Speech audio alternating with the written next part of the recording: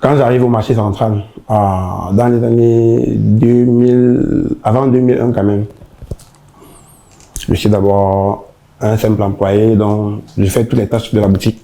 Je remplis, enfin tout ce qu'on me demande de faire, je fais. Quand j'arrive à Yaoundé, je suis dans la première boutique de mon boss qui était à l'étage, au rang du marché central. Quand j'arrive, il y avait 3 employés, c'était c'était un membre de la famille toujours, donc j'arrive un peu comme le dernier et il fallait qu'on me forme. Déjà, la formation n'a pas été facile parce que quand tu arrives dans une boutique, celui qui est là comme ton chef, ça peut être ton grand frère, ça peut être ton oncle, ça peut être... Il te dit ce que tu dois faire. Quand je suis arrivé, la première chose qui m'a intrigué, c'est qu'il a dit que je dois manger 300 chaque jour. Moi, je sortais fraîchement de Bafoussam. Pendant les vacances, je vendais les parapluies. Quand je vendais les parapluies, je pouvais gagner même 3 000 par jour, je pouvais gagner 4 000, je pouvais gagner 2 000.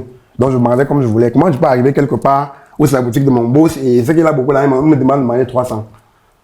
C'était pas cohérent, mais je supporte. J'ai fait ça peut-être pendant environ 1 année. Donc, tous les jours, je mangeais 300.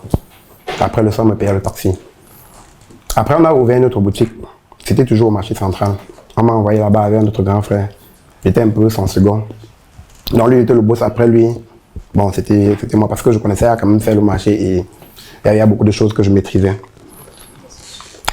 Après un bon bout de temps, on ouvre maintenant une autre boutique à Mokolo.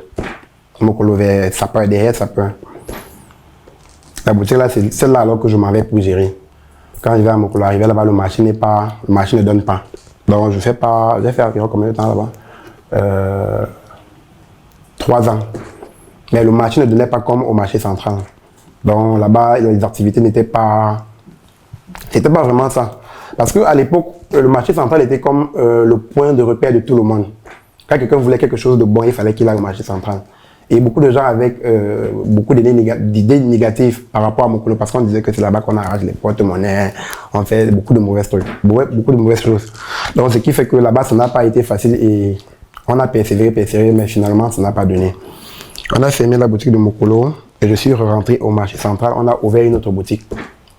J'étais toujours le gérant principal. J'ai géré et quand on est arrivé, dès le début, ça ne donnait pas. Mais après quelques temps, la boutique a pris feu et ça a commencé à donner. On a recruté encore 2 personnes. J'ai un ami à moi qui aujourd'hui est aussi importateur. Il est très grand. Et un autre qui aujourd'hui n'a pas vraiment réussi. Quand on a ouvert la 3e boutique, avec je vais expliquer ça comment. Bon, je vais expliquer. Quand on a ouvert la 3e boutique, les choses marchaient tellement bien qu'il fallait qu'on ouvre une autre boutique.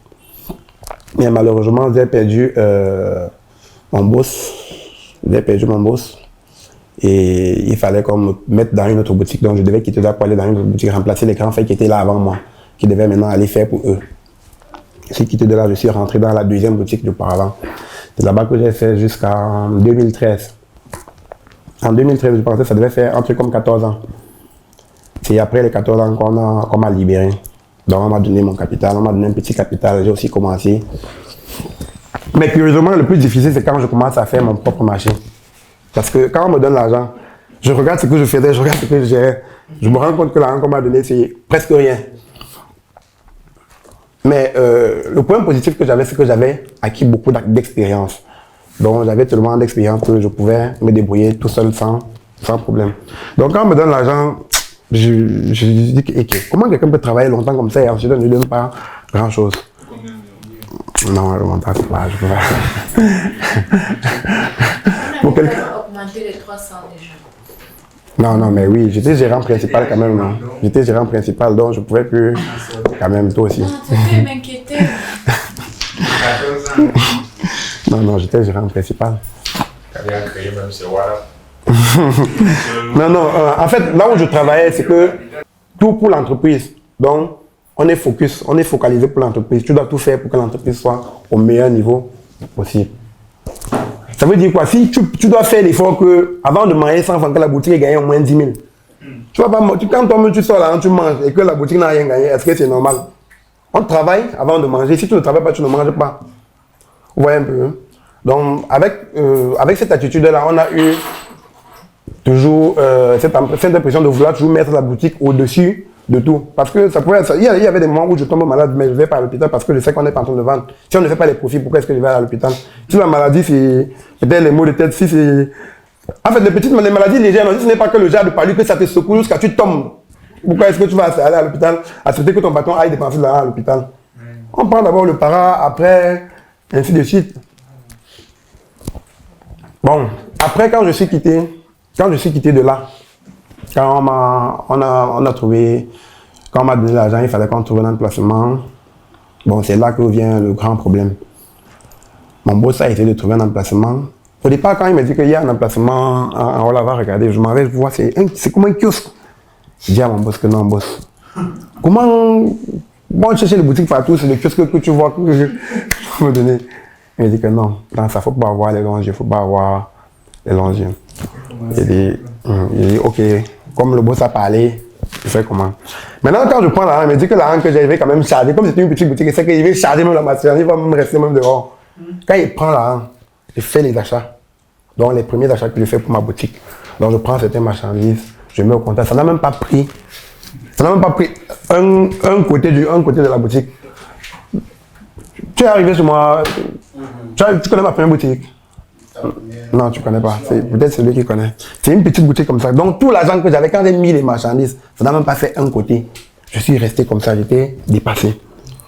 C'est là que j'appelle mon boss. Je dis, boss, comme tu vois, j'ai mis la marchandise là, mais c'est comme s'il n'y a rien à la boutique. Et il n'y a pas de problème. C'est là que je comprends que la famille reste sacrée et il n'y a rien qui est au-dessus de la famille. Quand on est ensemble, on peut grandir ensemble jusqu'à... On peut même toucher le ciel. Quand mon boss m'a fait part, quand je l'ai fait part, il m'a demandé de prendre certaines marchandises que je voulais. Je suis allé dans son magasin, j'ai pris certaines marchandises, j'ai rechargé la boutique. Et c'est de là que j'ai aussi commencé à faire mon propre marché. Quand je commence à faire mon marché, c'est pas toujours facile. Parce que moi qui étais habitué à vendre les 1 million, 1 million 200, 1 million 300 par jour, je me retrouve en train de vendre 100 000, 150 000. Ah, ça frustre d'abord. Donc quand tu commences le marché et que tu sais que non, comme j'avais la force de frappe là-bas, je vais arriver ici, je vais faire fort. Quand je commence à vendre 100 000, j'ouvre la boutique comme ça toute la journée, je me rends compte que le soleil est vendu 150 000. Je commence à trembler, je dis, hey, ce n'était pas mieux que je reste éternel employé. Je pouvais rester employé. Si je restais, on pouvait faire des choses pour moi, on pouvait peut-être acheter le terrain, construire la maison et tout le reste. Je pouvais être à l'abri. Mais après, je me dis non, un homme doit se battre. Un homme doit se battre. Si un homme ne se bat pas, il n'est pas un homme. Je continue, je persévère. Après, je commence à faire le chiffre, ainsi de suite. Tout le temps, quand j'avais des difficultés, j'allais toujours auprès de ma famille ou auprès de mes grands frères pour dire, gars, comme vous voyez, là, j'ai des difficultés à tel niveau etc. Et on me soutenait parfois. Parfois, on me soutenait parce qu'on disait que non. Quand un homme travaille, il faut qu'il travaille aussi. Il doit voler ses propres ailes. Il ne doit pas toujours tout le temps attendre le soutien de la famille. Après environ une année de travail dans mon compte, quand je travaille une année, je commande les marchandises à Dubaï. Donc je vois un grand frère qui fait le voyage, qui fait la ligne de Dubaï. Je lui donne une partie de mon argent, je lui dis, grand, pardon, arrive, tu m'achètes ici.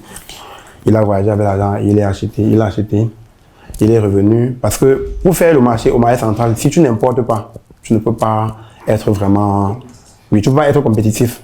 Tu vas juste faire le bail ensemble, acheter à 10 francs, vendre à 15 francs, acheter à 10 francs, vendre à 11 francs. Et puis avec ça, tu peux tenir même 20 ans. Tu vas te retrouver au village seulement. Donc il fallait que l'objectif était que j'importe. Mon objectif principal. Quand j'ouvre même la boutique, les premières idées que je mets dans ma tête, c'est que mon premier argent que j'ai, je vais commander ma marchandise. Je vais commander ma propre marchandise de Dubaï. Oui. Comme je disais, quand j'ouvre ma boutique, le premier objectif, c'est que la marchandise que je dois vendre, au moins 50% de la marchandise que je vends doit être importée par moi-même. Ce qui fait qu'après un an, quand je commence à envoyer l'argent, après je me rends compte que quand tu envoies l'argent, ce n'est pas pertinent. Si tu demandes à quelqu'un d'acheter peut-être, d'aller et puis qu'il t'achète le régulateur ici. Si arrive, il ne trouve pas le régulateur ici. Il peut prendre autre chose, mais qui peut ne pas être ce que tu veux. Ça peut être une marchandise que tu ne vas pas vite vendre. Or, si tu es sur le terrain, tu vas beaucoup plus apprécier et savoir quoi prendre en dehors de ce régulateur. C'est là que je commence à faire donc une cotisation. Je mettais l'argent dans une microfinance. La microfinance était quelque part à Mokolo. Donc je faisais l'épargne tous les jours. Tous les jours, je faisais l'épargne tous les jours. Je me disais que quand ça va atteindre un montant un peu raisonnable, je vais prendre pour moi-même voyager. Maintenant, j'attends quand l'argent est en train de vouloir être conséquent, on me dit que la microfinance a fermé. Quand on me dit que la microfinance a fermé, je pose aussi mes pieds, je vais à Mokolo. J'arrive, c'est ouvert, je dis que mais on me dit que vous avez fermé comment? En tout cas, comment on dit, comment il a commencé à parler comme ça? Je veux mon argent. On me dit que non, il n'y a pas l'argent maintenant, il faut revenir demain. Il dit, hey, on a dit que vous en avez fermé. Il commence à appeler, il y a un monsieur chez qui on m'avait confié, je l'appelle. Je lui dis, ouais, père, on me dit que vous êtes en train de chuter. Il ne faut pas que vous chutez à mon argent, parce que mon argent, c'est mon allié le plus, c'est mon devant derrière. Le père me dit que non, ne t'inquiète pas, je ne peux pas, fais-moi confiance, je ne peux pas être long gagne ton argent. Il dit, ok, comme il dit ça, il n'y a pas de problème. Je rentre à la boutique. Après 2 jours, on me dit toujours que, gars, c'est fort. Les gars, il y a le rang là-bas. Je cours encore, je pars là-bas. Je fais la demande, je remplis le carnet pour pouvoir retirer les fonds. On me dit qu'il n'y a rien. Je dis que merde. J'appelle encore le même patin. J'appelle mon boss pour lui dire que ouais, boss, comme tu vois là, la microfinance là, comme ça, on dit que mon boss dit que moi-même, tu sais que moi-même, je suis là-bas. Mon argent même, je ne parviens pas à retirer. Je ne sais pas comment on va faire. Il dit que ah. L'argent était combien? 4 670 000. Je reste comme ça, je ne sais pas ce que je vais faire. Et j'avais à programmer le voyage, j'avais dit que non, je vais voyager. C'est là que je me bats, je prends tout ce que j'avais, je fonce à Dubaï avec. Arrivé, j'achète les marchandises, je mets dans le conteneur. À Dubaï, on fait les lignes. Donc on achète les marchandises, on met dans le conteneur, on compte en ligne. J'avais acheté un truc comme 7 lignes de marchandises comme ça. Ah, quand je rentre, je sais que ce que j'ai acheté, c'était rien. Je rentre, je me bats. Quand la marchandise arrive, je fais l'effort, je vends. Il n'y avait pas assez de bénéfices.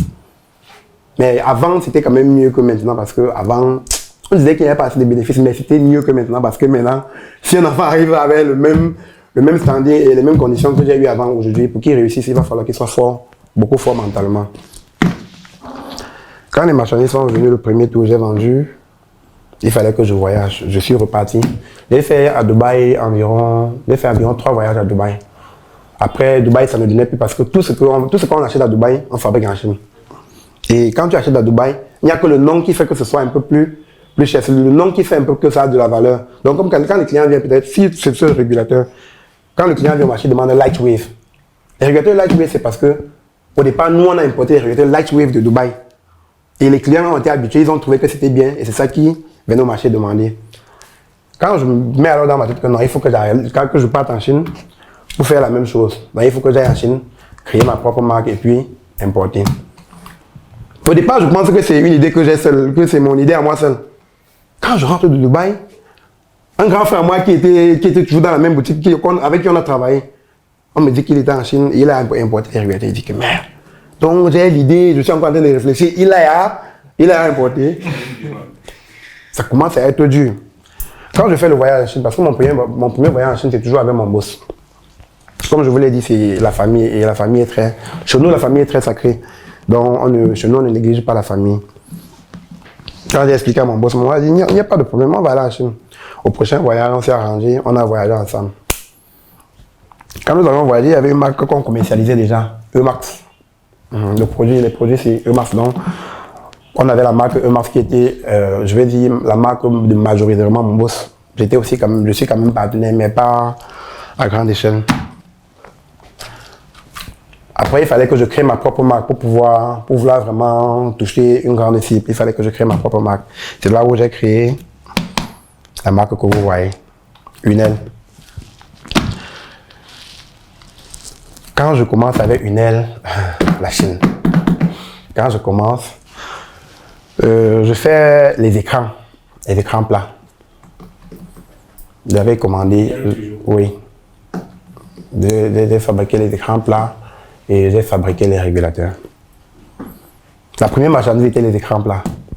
Quand je commande les écrans, j'arrive au Cameroun, je suis content. Je sais que non, maintenant là, tout va aller. C'est là où je dis que c'est là où le vrai jeu commence. Quand les écrans arrivent sur le marché, le premier jour, on décharge les écrans à Douala. On laisse une quantité à Douala, on envoie le reste à Yaoundé. Quand je décharge, je prends, je mets les statuts. Non, à l'époque, on ne mettait pas les statuts. Je commence à appeler les clients. Il y a les écrans, les clients commencent à venir. Je prends le premier écran, je branche, je teste. Ça voit, c'est blanc. Il dit, hey, j'espère que... j'espère que ce n'est pas ce que je pense. Je demande à mon petit, gars, il ne faut pas que les clients voient ça. On emballe vite. Le client, premier client qui arrivait veut 2 écrans. J'avais les 32 pouces, j'avais le 26 pouces et le 43. J'avais 32, 26, 43 et 55. On a pris une 32, on a testé ça, a fait ça. J'ai demandé à mon et le client qui était venu sur place, la façon que je l'avais acculé, il voulait 2 32 et 2 26. Quand je teste le premier 32, ça fait ça. Je jongle. Il part avec.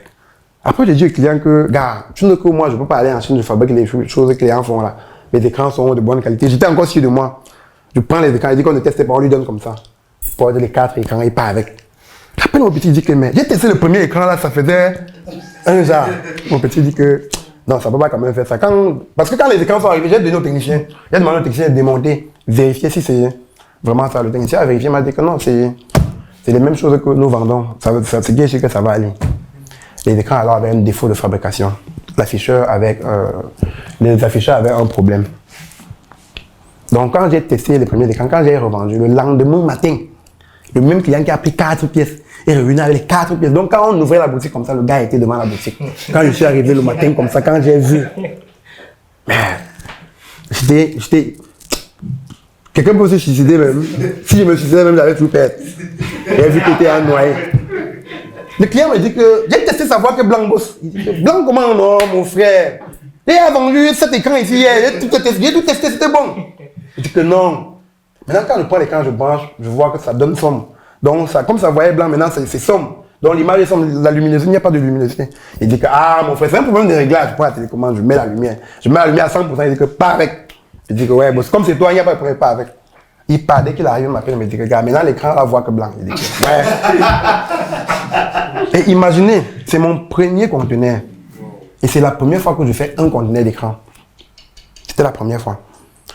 Directement, il fallait que je rentre à la maison. Il fallait que je rentre un peu m'asseoir parce que c'était trop fort. J'appelle à Douala, il dit que mais les écrans là, c'est comment? Vous vendez? On dit que non, il n'y a pas de problème, boss. Ça sort quand même un peu. Il dit qu'il n'y a pas de problème. On dit oui. Il dit que ok, si on vend un peu à Douala, je vais encore porter tester. Pour au magasin, appelle mes petits. Alors on testait les écrans là au magasin. On a porté une série de peut-être 50 écrans. On a testé. Sur les 50 écrans, il y avait environ même 20 comme ça là qui ne donnaient pas. Je dis que hey, on peut faire ça à quelqu'un. Premier conteneur, on peut faire ça à quelqu'un. J'appelle le fournisseur. Il dit que non. Boss, no, don't worry. T'inquiète pas, ça va aller.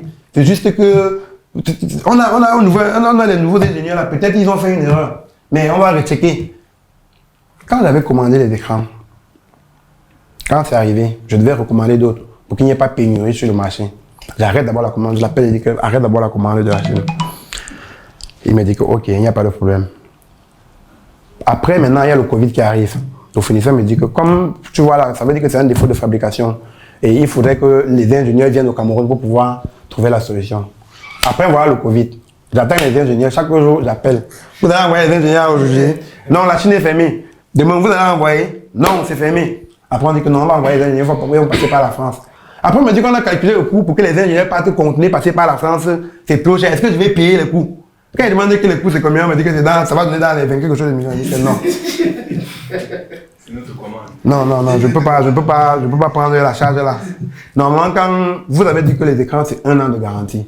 Parce qu'en fait, quand on achète la marchandise chez le Chinois ou quand tu fabriques la marchandise, tu fais l'effort d'avoir le meilleur produit possible. Parce que si tu crées la marque et que le client vient acheter et qu'il n'est pas satisfait, demain il ne va pas revenir. Et demain il ne pourra pas acheter ta marque. Et lui, il ne va pas recommander. Donc quand ça a fait ça, j'ai laissé presque tous les écrans au magasin. Mais curieusement, à Douala on vendait. Je ne comprenais pas comment à Douala on vendait et à Yaoundé on ne parvenait pas à vendre. J'appelle donc à Douala, on me dit que non, boss. C'est que quand les clients du Nord, là, quand ils achètent, on emballe, on les envoie. J'appelle alors que non. Si c'est comme ça, on ne vend. on ne vend plus. Parce que c'est pas pertinent. Le client du Nord, quand il va arriver, il va voir ton nom. Il va penser que tu lui as donné une mauvaise marchandise. Et ça va pas faire. Oui, ça ne fait pas du bien de la marque. Une marque qui est encore dans les débuts et que tu es en train de prôner, tu ne vas pas vendre parce que tu veux facilement avoir l'argent. Si tu te retrouves que tu es en train de perdre, autant mieux tu perds et puis, si tu peux perdre tout, tu perds tout et puis, si un jour ça va, tu dis oui, ça va. Le jour que ça ne va pas, tu sais que non. S'il fallait que je rentre au village, si les écrans allaient me faire rentrer au village, c'est que je suis au village depuis peut-être même 4 ans. Quand ça fait ça, avec tous les contours qu'il y a eu, le fournisseur n'a rien fait. Maintenant, là où ça a tué, là où le terminateur est arrivé, c'est que le fournisseur m'appelle au téléphone. Il me dit que boss, pour tes écrans là, bon, ce qu'on va faire, c'est que tu vas commander un conteneur de petits écrans.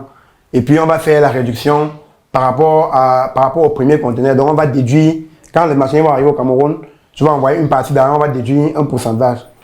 Il dit, ok, si vous dites ça, ok, fabriquez-moi alors les écrans bien. Hein? Il me disait oui. Maintenant, je commande un 20 pieds parce que le premier conteneur était le conteneur de 40 pieds. Je commande maintenant un conteneur de 20 pieds. Je dis au fournisseur que, gars, vraiment, si c'est vraiment ça, et vous avez assez sali mon nom, donc faites vraiment quelque chose de bien. Les Chinois disent, il n'y a pas de problème. Ils font le conteneur, ça arrive. Ce sont les petits écrans. Quand le conteneur arrive, je lui dis que bon, on était censé faire la réduction, la déduction par rapport aux pertes de l'ancien conteneur. Parce que jusque-là, j'avais tous les écrans au magasin. Quand je vais au magasin, je fais les vidéos, je les montre. Chaque jour, tous les problèmes que je rencontrais, je les montrais et puis ils me disaient que non, on peut faire ci, on peut faire ça. Mais tout ce qu'on faisait ne donnait pas parce que le problème était au niveau de l'afficheur. L'écran que vous voyez, quand l'afficheur est touché, on n'y peut rien. D'autres panneaux n'ont pas encore essayé. Il y a par exemple l'alimentation et la carte. Il y a la carte de l'alimentation et la carte qui conduit les trucs comme l'image et autres. Maintenant, si le problème est au niveau de l'afficheur, on ne peut rien faire. Parce que déjà l'afficheur coûte presque le même prix que l'écran. Et pour trouver la solution à ça, il fallait que j'achète les afficheurs. Je ne peux pas encore risquer acheter les afficheurs en Chine et puis on revient avec. Si on achète les afficheurs et que je viens au monde, ce n'est pas ça. La solution était que je change d'usine. Quand le deuxième conteneur arrive, je lui dis que bon, il faut déduire l'argent comme on s'est dit. Il me dit que non. Actuellement, les écrans sont trop chers. Dans la période que j'ai commandé, les écrans étaient à un prix peut-être moyen, je vais dire. Les écrans pouvaient être même à raison de 52 000. Quand j'ai commandé, quand ils ont envoyé les écrans. Maintenant, quand les écrans arrivent au Cameroun, les écrans peut-être ont monté même de 5 000 ou peut-être de 7 000. Ils me disaient que les écrans sont trop chers. Ils ont rien fait la réduction. Il dit, mais ce n'est pas ce qu'on avait conclu. Il me disait que bon, si je ne veux pas, ils vont vendre les écrans chez une autre personne. Mon conteneur était au port. Si le conteneur dure sans être dédouané, ça va tomber en surestarie. Et les surestaries, si tu payes, tu ne payes pas, le jour que tu vas vouloir ton conteneur, tu vas payer tout ça avant d'enlever le conteneur. Donc j'étais libre de soi, payer leur argent, ils me donnent les documents pour que je puisse porter mon conteneur ou alors je laisse.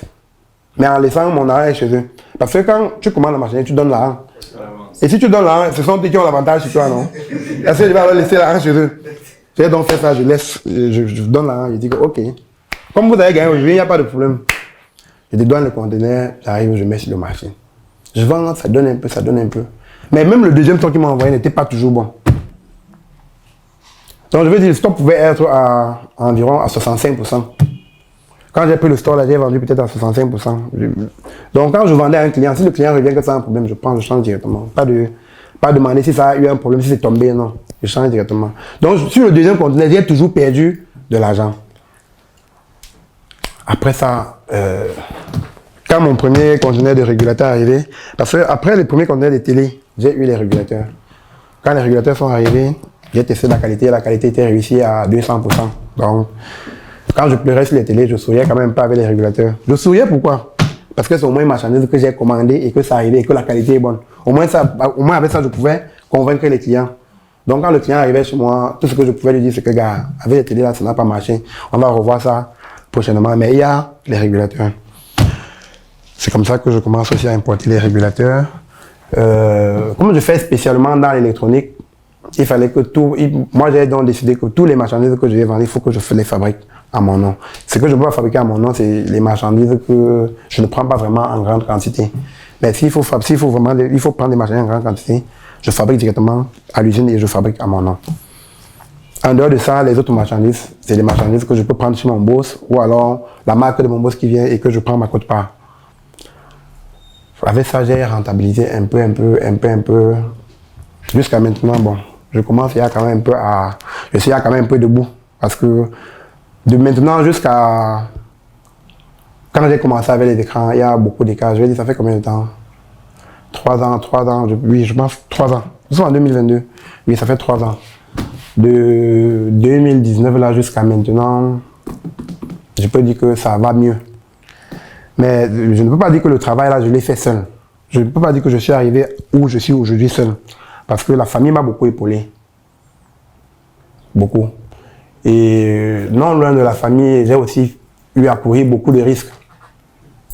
Parce que quelqu'un comme moi, quand je vais pour commander mes premiers écrans, je peux dire que c'était presque tout mon capital. J'ai risqué j'ai enlevé mon capital à environ 65% pour commander les écrans. Et ça arrivait, ça a été un échec. Il fallait que je me batte encore. Je ne pouvais pas dire que je vais rester croiser les bras parce qu'on va m'aider. Entre temps, comme les écrans ne donnaient pas, il fallait faire autre chose. Je commandais mes plans à gaz, je commandais un peu. Quand ça arrivait, je me battais. Je jonglais aussi comme je pouvais. Aujourd'hui, je peux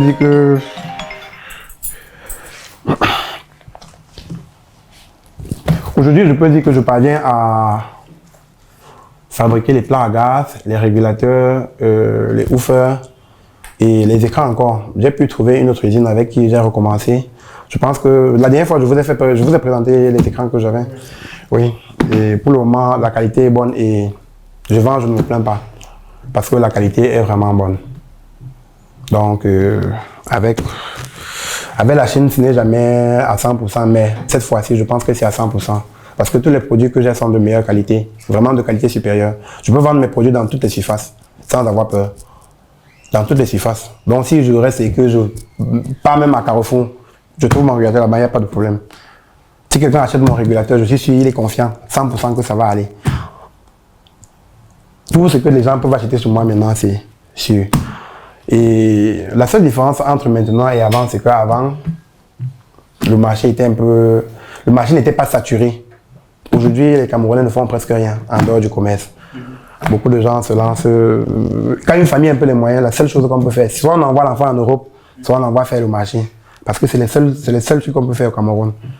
L'État n'emploie plus et le marché est saturé. Et comme le marché...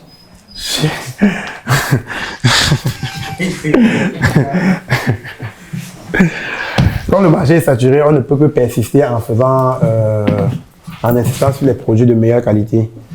On fait des produits de meilleure qualité et on ne gagne pas beaucoup d'argent. Donc, la rentabilité n'est pas vraiment ça. Parfois, quand on réfléchit, c'est comme si on travaillait gratuitement. Parce que quand tu fais tes inventaires pour un an, tu vois que tu as travaillé durant toute une année et tu vois que tu n'as même pas eu 10% de ton capital. C'est pas encourageant, mais on n'a pas d'autre choix. On va insister, on va persister jusqu'à quand ça va vraiment faire quelque chose de bien. Aujourd'hui, je peux quand même être content parce que il y a beaucoup de gens qui ont appris avec ce que j'ai fait. Et comme chez nous, c'est un peu la routine. Ça veut dire si aujourd'hui, quelqu'un t'a mis dans oui, il ne faudrait pas que la chaîne vienne s'arrêter sur toi. Si aujourd'hui, j'ai travaillé peut-être chez mon boss. Il est bien vrai, j'avais travaillé combien d'années? J'ai travaillé 14 ans avant qu'on m'a séparé, donc avant qu'on m'a donné un petit capital de me débrouiller. Aujourd'hui, je travaille aussi avec des jeunes que peut-être demain plus tard, je pourrais séparer. Et s'ils sont conscients, ils vont aussi réussir. Le seul problème qu'il y a dans ça, c'est que quand tu es avec un enfant et que tu lui parles, il ne comprend pas. Ça va être difficile pour lui de réussir. Mais l'objectif de quelqu'un, quand tu travailles avec quelqu'un chez nous, ton objectif, c'est que demain, il faut qu'il réussisse. Parce que si demain, il ne réussit pas, ça va être comme si tu réussissais et les autres ne réussissent pas. Ça fait comme si tu avais puisé dans eux et puis tu n'as pas remis. Or, quand tu travailles avec quelqu'un, il faut que demain, si tu es patron, il faut que demain, lui aussi soit patron et qu'il soit content.